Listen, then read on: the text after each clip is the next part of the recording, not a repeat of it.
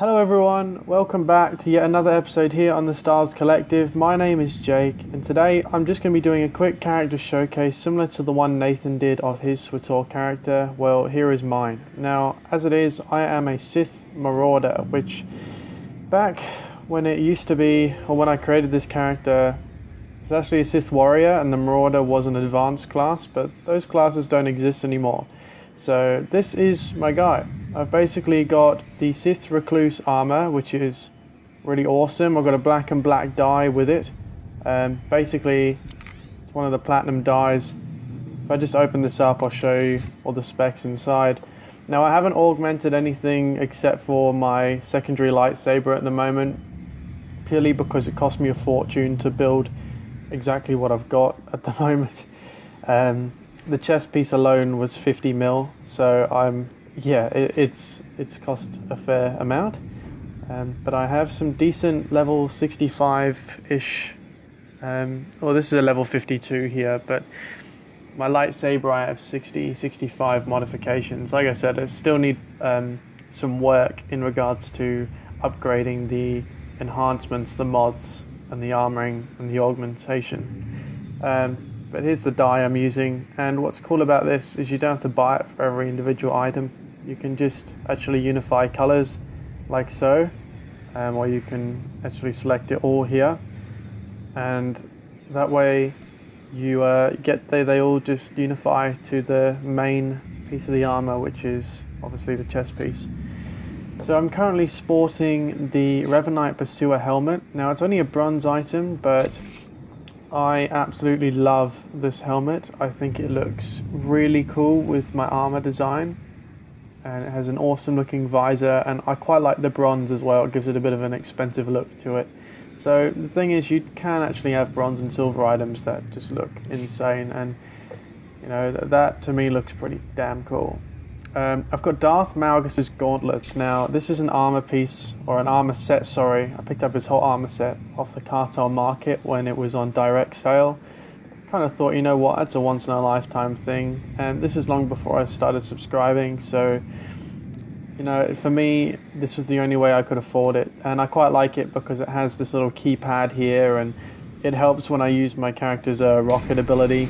He sometimes does an animation on his arm and things like that, and like where he taps the buttons. It sort of suits the gauntlet, I guess. I just always like the idea of having wrist controls for certain gadgets. Just cool. I'm sporting the Imperial Bastion's belt. Now, this is a gold armor set, but it's not it is pretty nice, to be honest. It's that red cloaked one with the horns that come out here. It's actually a very nice armor set, to be honest. But the reason I have this is to match my boots. I quite like the red LED lighting. It looks a lot better here and here. And it matches my dark Legionnaire boots, which I'll get to eventually. But yes, so this belt was a good pickup for my character.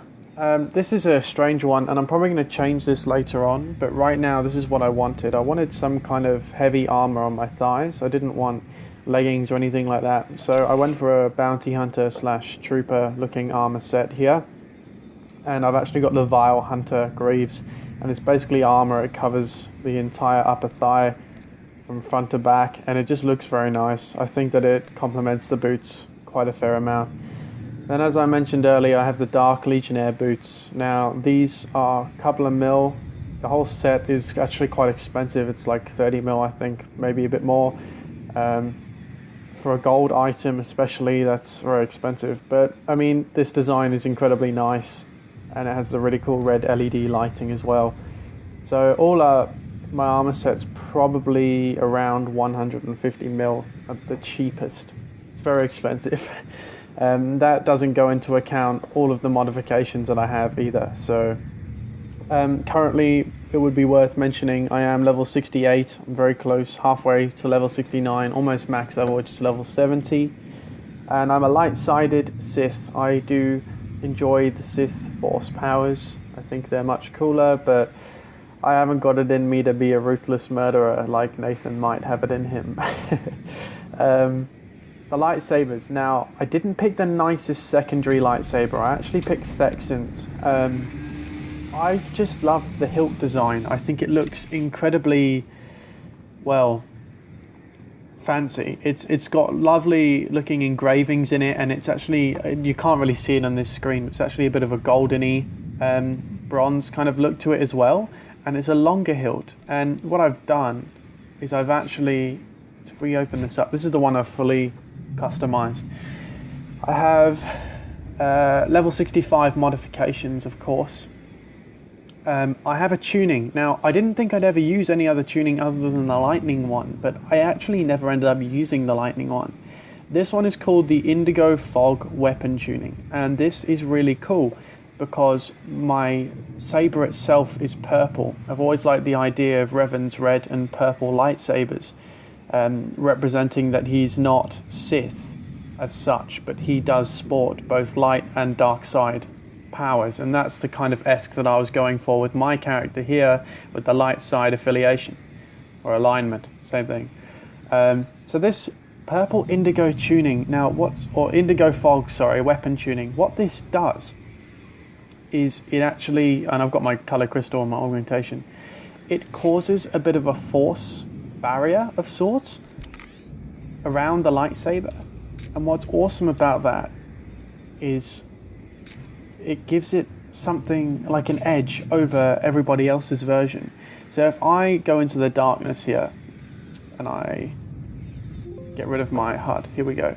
So if I turn this on now, you'll see that it has a force animation sort of channeling through into the saber here, and it also has a foggy force, sort of mystical looking fog around the top of the hilt. I thought this was very subtle, but I wanted my Jedi saber to look incredibly, not Jedi, but light side saber to look, well, let's just say quite pristine, quite unique, but also at the same time very expensive. And I feel like this saber gives off a masterful sort of esque vibe when looking at it. It looks very expensive and antique-like, and that's what I love about this saber. It also has the coolest sound effects. I don't know if you can hear them too well, but it's got really traditional Jedi lightsaber sound effects. And it also comes with this purple foggy glow on the outside. It lights up my character. Another thing to mention about my armor set is every time I open or I withdraw my weapon, unsheath my weapon, I have a little droid companion that comes down, and that's exclusive to this armor set. It's what makes it so expensive, other than the fact that it looks absolutely badass. Another thing to add about this lightsaber is that it has the purple fog even when it's turned off. So it's actually, it's not showing anymore. It is a little bit there. I don't know if you can see there. But it actually has a purple fog when it's off, so it always has a tuning effect on. I love that about this lightsaber.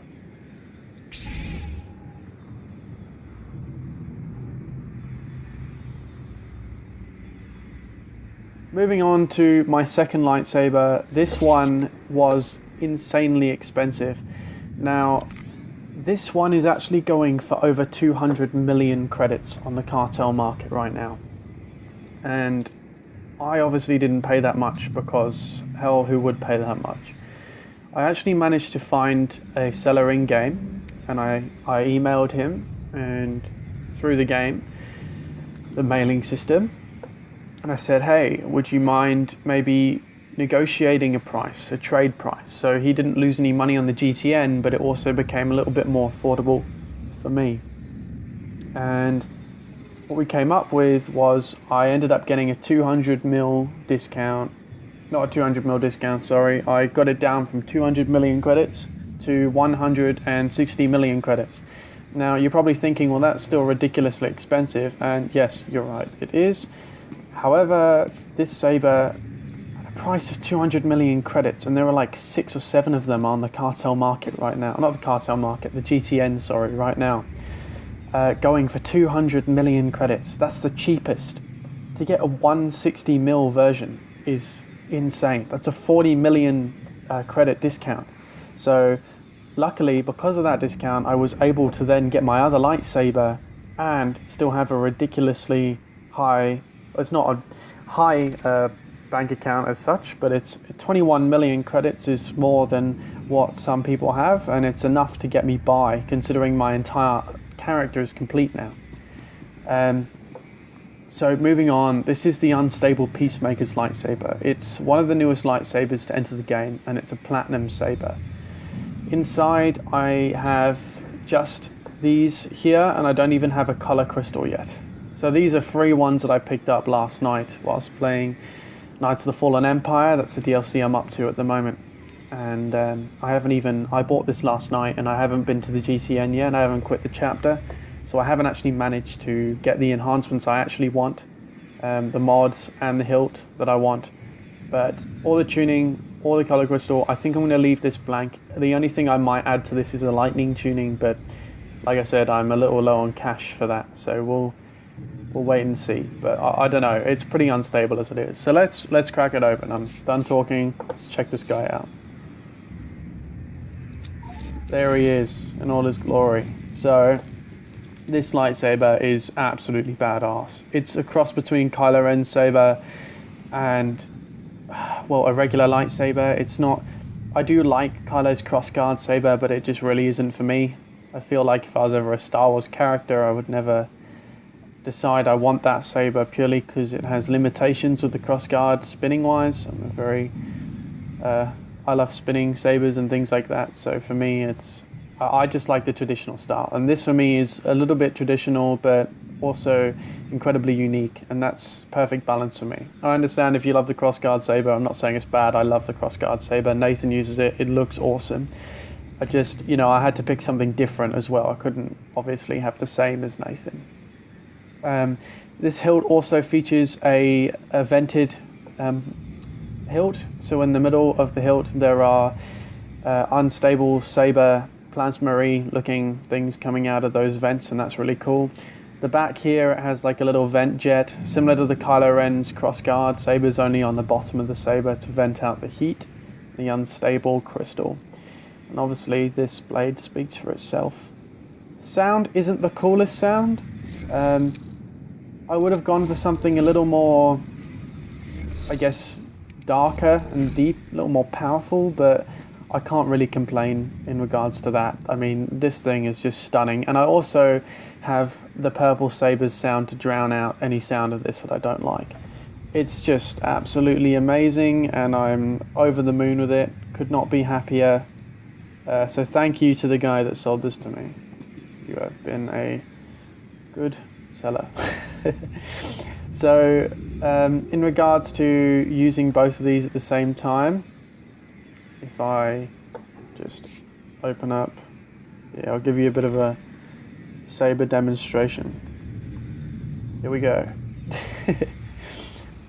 So if I open up my inventory and I paste my second lightsaber in, this is my finished character.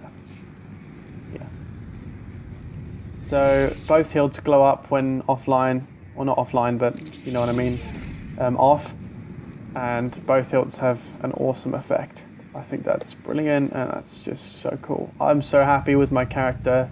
I could not ask for anything better. It has cost me a fortune, and I hope you all enjoy the character that I have for the future videos to come. So if you did like this video, please leave a like, and don't forget to subscribe to the channel for more daily Star Wars content. Don't forget to leave a comment and tell me what you think about my character, and tell me about your characters. I'd love to see what you guys have come up with, or leave photos and that in the comments. Just let me know what you've come up with. I'd love to see. But yeah, guys, this brings us to the end of the video, so I guess I'll see you in the next one. All right, cheers. Signing off.